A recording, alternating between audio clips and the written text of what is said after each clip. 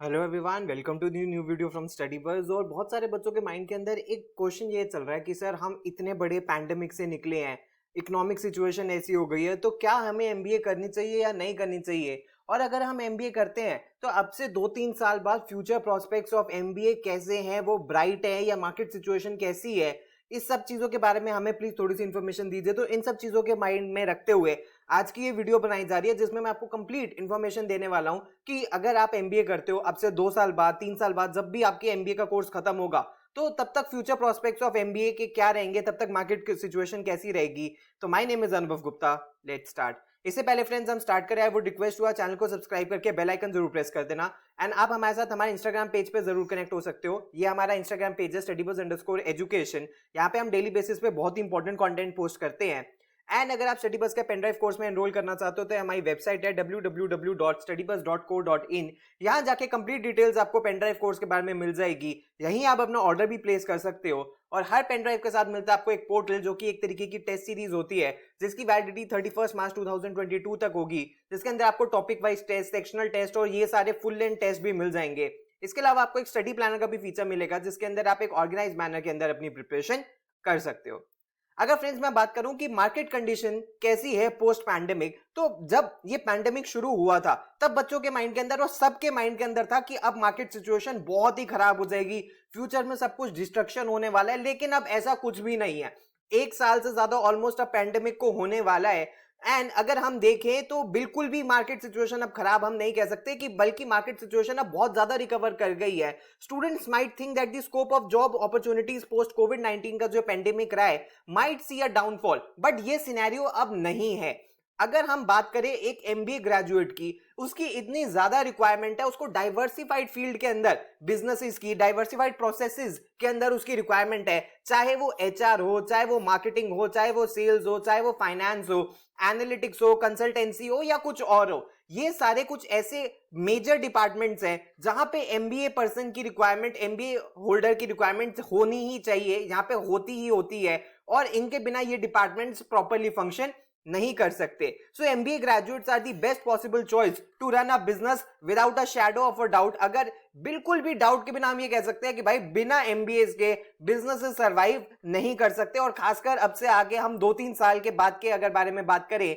क्योंकि इस पैंडेमिक ने हमें बहुत कुछ चीजें सिखाई हैं। इस पैंडेमिक ने हमें ये चीज सिखाई है कि अब जब ये खत्म होगा तो मार्केट श्योरली अब रेज करेगी। इट हैज टॉट कि हमें इनोवेटिव होना है, हमें न्यू स्किल सीखनी पड़ेगी, अपने आप को कॉन्स्टेंटली हमें आपको स्किल अप करना पड़ेगा। उसके बाद हमें एक दूसरे को हेल्प करनी पड़ेगी इस प्रोसेस के अंदर। एंड ये भी देखा गया कि जो रेगुलर और कन्वेंशनल मेथड ऑफ एजुकेशन था वो भी काफी चेंज हुआ, ऑनलाइन एजुकेशन हुई। और ऑनलाइन एजुकेशन ऐसा नहीं है कि सिर्फ टाइम पास तरीके से हुई, बहुत ही क्वालिटी ऑफ ऑनलाइन एजुकेशन भी बच्चों के अंदर इंपार्ट करी गई है। तो ऐसा नहीं हुआ कि पैंडेमिक के बाद की बहुत ज्यादा कोई प्रॉब्लम्स आ गई या चीजें रुक गई, ऐसा कुछ भी नहीं हुआ। इसमें हमने बहुत सारी चीजें सीखी कि जरूरी नहीं है कि हमें बहुत दूर तक डिस्टेंस ट्रैवल करना है तभी हमें एक अच्छी जॉब कर सकते हैं। हम अपने घर पे बैठ के भी बेटर प्रोडक्टिविटी कर सकते हैं। हमें ऑफिस स्पेसेस को रेंट करने की कोई रिक्वायरमेंट नहीं है, तो कंपनी की ये सारी कॉस्टिंग बच जाती है। तो जब ये सारी कॉस्टिंग बच जाती है तो companies won't mind spending this amount of money on it's human resource, क्योंकि वहीं से बिजनेस जनरेट हो सकता है। सो कंपनीज फिर क्या करती हैं, वो बेस्ट कैंडिडेट्स को हायर कर सकती हैं, सिर्फ उस सिटी से नहीं, सिर्फ उस स्टेट से नहीं, पूरे इंडिया से, पूरे वर्ल्ड से कंपनीज रिक्रूटमेंट कर सकती हैं। एम्प्लॉयज भी छोड़ के नहीं जाते। एंड ये पता लगा कि इंडस्ट्रीज के बारे में और ज्यादा इंफॉर्मेशन लोगों को मिली है। एंड इससे एम्प्लॉयज की भी लॉयल्टी बनी है, क्योंकि जब उन्हें पता लगा कि भाई पैंडेमिक के बाद उनकी कंपनी ने उनको नहीं निकाला या उनकी जॉब एकदम एज इट इज रही और उनकी कोई सैलरी भी कट नहीं हुई, तो वहां से एम्प्लॉयज का भी मोरल बूस्ट हुआ है। तो ये कुछ लेसन्स हमने पैंडेमिक से सीखे हैं। तो जब अगले 2-3 साल में अगर कोई बच्चा जब अपनी एमबीए करके निकलेगा, श्योरली तब ये पैंडेमिक का इफेक्ट ऑलमोस्ट खत्म हो गया होगा और मार्केट रीगेन कर गई होगी, रिकवरी काफी अच्छे लेवल की हो गई होगी। जितना हम अभी देख रहे हैं उससे बहुत ज्यादा बेटर पोजीशन के अंदर ही मार्केट होगी। अगर फ्रेंड्स मैं बताऊं कि मैं ऐसा क्यों कह रहा हूं, हम इसीलिए ऐसा कह रहे हैं क्योंकि अगर हम टॉप कॉलेजेस को देखें तो वहां पे प्लेसमेंट्स के अंदर कोई प्रॉब्लम नहीं आ रही। अभी रिसेंटली एफएमएस दिल्ली की प्लेसमेंट्स खत्म हुई है और 100% से ज्यादा इनकी प्लेसमेंट हो जाती है। एक बच्चों कुछ बच्चे ऐसे होते हैं जिनको मल्टीपल ऑफर्स भी मिल जाते हैं और 25 लाख रुपीस का एवरेज आपको यहाँ पे सीटीसी मिल रहा है, इससे थोड़ा प्लस भी हो जाता है ये। और अगर हम एक्सेलराइज जमशेदपुर के बारे में बात करें तो उसकी भी 25 के अराउंड मीन सीटीसी रहा है। IMABC as well as Lucknow के भी बारे में अगर बात करें तो 25 या 25 से ऊपर ही इनका सीटीसी रहा है। अगर मैं एसपी जैन जैसे कॉलेज के बारे में भी बात करूं तो एसपी जैन जो कि टॉप कॉलेजेस के अंदर आता है तो उसका भी सीटीसी बहुत ही अच्छा रहा है, कोई प्लेसमेंट की प्रॉब्लम नहीं हुई है। तो यानी कि अगर कोई बच्चा टियर ए कॉलेजेस से अपनी एमबीए कर रहा है तो उसको कोई भी प्रॉब्लम नहीं आएगा प्लेसमेंट्स में, मार्केट में उसकी बहुत ज्यादा डिमांड रहेगी। लेकिन ऑन द कॉन्ट्रेरी वो टियर बी या टियर सी कैटेगरी के कॉलेज से एमबीए कर रहा है तो टियर बी तक भी फिर थोड़ा ठीक है कि उसकी प्लेसमेंट हो जाएगी, लेकिन टियर सी के अंदर एक चैलेंज आ जाएगा, वहां पे प्लेसमेंट होनी थोड़ी प्रॉब्लम हो जाती है। तो आपकी प्लेसमेंट्स डायरेक्टली डिपेंड करेगी कि जितना बड़ा ब्रांड नेम आपके कॉलेज का होगा उतनी ही इजीली आपकी प्लेसमेंट्स हो जाएंगी। उसके बाद अगर फ्रेंड्स मैं बताऊं कि अगले कुछ सालों के अंदर कौन सी ऐसी इंडस्ट्रीज हैं जो बहुत ज्यादा हायर करने वाली हैं, ऑल्दो कुछ इंडस्ट्रीज के अंदर स्लंप आया है आफ्टर द कोविड पैंडेमिक, लेकिन बहुत सारी इंडस्ट्रीज ने बहुत ग्रो भी करा है। For example e commerce future का है, बिजनेस एनालिटिक्स ये बहुत हायर करने वाली है, कंसल्टेंसी सबसे ज्यादा अगर कहीं रिक्रूटमेंट होने वाली है तो ये कंसल्टेंसी के अंदर ही होने वाली है। उसके बाद एफएमसीजी सेक्टर के अंदर, क्योंकि एफएमसीजी का ये पता लगा कि एक्सट्रीम डिमांड है और बहुत बड़ी मार्केट है। उसके बाद अगर हम बीएफएसआई के बारे में बात करें यानी कि banking financial services and insurance, इसके अंदर बहुत ज्यादा हायरिंग होने वाली है।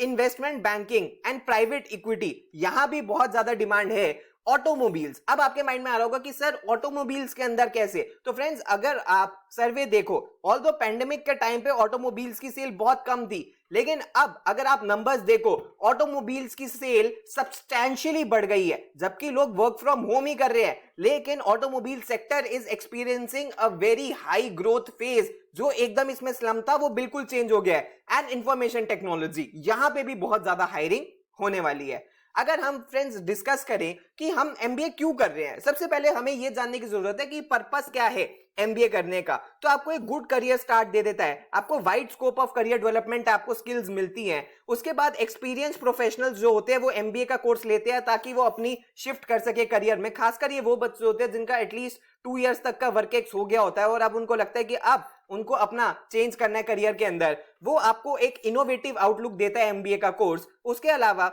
आपकी कैपेबिलिटी बनती है to network with the best in the market. आप नेटवर्क करते हो किन किन से, आप नेटवर्क करते हो अपने कलीग से, फैकल्टी से, गेस्ट फैकल्टी से, जहां आप इंटर्नशिप करते हो वहां पे, अपने सीनियर से, एलुमनाई से, तो आपकी नेटवर्किंग बहुत ज्यादा होती है। आपको एक ब्रांड वैल्यू मिल जाती है एमबीए की डिग्री से अगर आपने टॉप कॉलेजेस से करा है तो। उसके बाद आपकी प्रोफेशनल ग्रोथ बहुत ज्यादा बढ़ जाती है और इसके साथ साथ आपकी पर्सनल ग्रोथ भी बहुत होती है। इसके अलावा आपको मौका मिलता है to work outside your native place, so इससे आपको बहुत ज्यादा एक्सपोजर मिलता है and understand the market conditions of the different regions. अब जरूरी नहीं है कि आप दिल्ली में रहते हो तो जो आपका कॉलेज होगा वो भी दिल्ली में ही होगा, वो अहमदाबाद में भी हो सकता है, बैंगलोर में भी हो सकता है, कोलकाता में भी हो सकता है, मुंबई में भी हो सकता है, कहीं भी वो हो सकता है। तो वहां जाके जब आप रहोगे तो आपको वहां की एक्चुअली एक्सपोजर मिलेगा। एंड अगर आप बिजनेस स्टार्ट करना चाहते हो, स्टार्टअप करना चाहते हो या एक एंटरप्रेन्योर बनना चाहते हो तो भी एमबीए आपको हेल्प करती है। अगर फ्रेंड्स हम बात करें कि एक बार आपने एमबीए कर ली तो उसके बाद आपको बहुत सारे जॉब रोल्स मिलते हैं, तो क्या क्या मेजर जॉब रोल्स होते हैं जहां पे आपको क्या क्या काम करना पड़ता है उसको एक एक करके हम डिस्कस कर लेते हैं। अगर मैं फाइनेंस के बारे में बात करूं तो ये बहुत इंपॉर्टेंट है। वैसे तो हर एक के ऊपर हमने बहुत डिटेल्ड वीडियो चैनल के ऊपर बनाई हुई है, लेकिन फिर भी मैं आपको एक ब्रीफ के अंदर बता देता हूं कि आपको फाइनेंस, मार्केटिंग, एचआर और बाकी सब में क्या करना होता है। ये फाइनेंस डोमेन के अंदर मेजर रोल प्ले करते हैं। जो बच्चों के पास ये फाइनेंस की स्किल्स एंड नॉलेज होती है वो एक एनालिस्ट की तरह सारी इंफॉर्मेशन गैदर करते हैं, एक मैनेजर की तरह सारी इंफॉर्मेशन गैदर करते हैं और बिजनेस के लिए बेस्ट ऑप्टिमाइज तरीके की कैसे फाइनेंशियल जो फ्लोज है बिजनेस के वो मेंटेन होने चाहिए ताकि बिजनेस स्मूथली रन कर सके, कैसे होना चाहिए, ये सब फाइनेंस डिपार्टमेंट और फाइनेंशियल मैनेजर्स करते हैं। अगर मैं मार्केटिंग के बारे में बात करूं तो marketing manager is wholly and solely responsible to boost the brand awareness and identity. Although marketing 4 P's पे चलती है, product, place, price and promotion, क्योंकि बिना मार्केटिंग के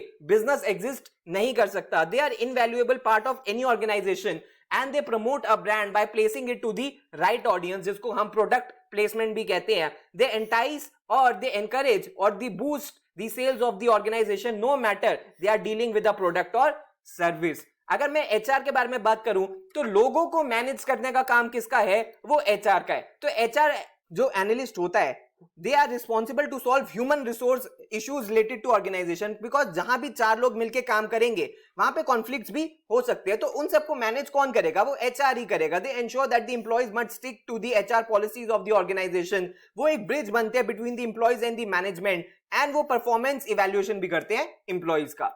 अगर फ्रेंड्स मैं बात करूं ऑपरेशंस के अंदर क्या करना होता है कि ऑपरेशन और जो एग्जीक्यूटिव मैनेजर होते हैं, ऑपरेशंस के जो मैनेजर होते हैं, उनका पर्पस ही है कि भाई पूरे बिजनेस के ऑपरेशन स्मूथली चलने चाहिए, बिकॉज अगर ऑपरेशंस ही नहीं होंगे तो बिजनेस ही नहीं होगा। तो अपनी स्किल से वो ऑप्टिमाइज करते हैं बिजनेस प्रोसेसेस को, जिससे वो मेंटेन करते हैं various facilities within the organisation. अगर मैं आईटी के बारे में बात करूं, they are responsible for planning, leading and coordinating computer based related activities in an organisation. पूरा जो आईटी का इंफ्रास्ट्रक्चर मैनेज करने की जिम्मेदारी आईटी डिपार्टमेंट के ऊपर होती है या आईटी मैनेजर के ऊपर होती है। अगर कोई इंटरनेशनल बिजनेस के अंदर कर रहा है, फॉर एग्जांपल जैसे आईएफटी से कोई कर रहा है, तो वहां पे उनकी क्या जॉब प्रोफाइल होती है? तो जो इंटरनेशनल बिजनेस मैनेजर होता है उसका सोलली रिस्पॉन्सिबल होता है to maintain the relationship with the other organisations. खासकर वो जो फॉरेन क्लाइंटेल जो होती है उसको कैसे मैनेज करना है, लोकल एंड फॉरेन बॉडीज के बीच में एक कॉन्टैक्ट कैसे बना के रखना है, स्मूथ बिजनेस कैसे मेंटेन करके रखना है, वो आईबी का काम होता है। एंड लास्ट आज की वीडियो के लिए डेटा एनालिस्ट। डेटा एनालिस्ट का क्या काम होता है? Is responsible to process, collect and perform statistical analysis on the basis of rendered information and data. तो फ्रेंड्स आजकल बोला जाता है data is the new oil. जिसके पास जितना ज्यादा डेटा होगा वो उतना ज्यादा बेटर तरीके से अपने प्रोडक्ट्स को और अपनी सर्विसेज को प्लेस कर पाएगा। जैसे गूगल बहुत सारा डेटा कलेक्ट करता है और उसी अकॉर्डिंग वो आपको एडवर्टाइजमेंट दिखाता है, उसी तरह data analyst they are the person who analyse the given data, find patterns and provide solutions to the existing problems. वो कौन करते हैं? वो डेटा एनालिस्ट या डेटा एनालिस्ट मैनेजर्स। तो फ्रेंड्स ये सब कुछ था आज की वीडियो के अंदर, जिसके अंदर मैंने आपको बताया कि फ्यूचर प्रोस्पेक्ट्स एमबीए के कैसे हैं। अब आई थिंक आपके माइंड के अंदर ये क्लैरिटी हो गई होगी कि फ्यूचर प्रोस्पेक्ट्स आज से 2 या 3 साल बाद एमबीए के कैसे होंगे जब तक आप एमबीए करके निकलोगे। और अगर आप एमबीए कर लेते हो तो कौन कौन सी इंडस्ट्रीज है जो बहुत ज्यादा हायर कर रही हैं, और कौन कौन सी जॉब प्रोफाइल के अंदर आपको क्या क्या करना होता है, इसकी भी आपको एक क्लैरिटी मिल गई होगी। प्लीज हमारे साथ इंस्टाग्राम पे जरूर कनेक्ट हो जाना। अगर आपको पेनड्राइव कोर्स में एनरोल करना है तो ये हमारी वेबसाइट है, और अगर आपकी कोई क्वेरी है तो आप हमें व्हाट्सएप या ईमेल भी कर सकते हो। So thanks a lot, all the best, God bless you.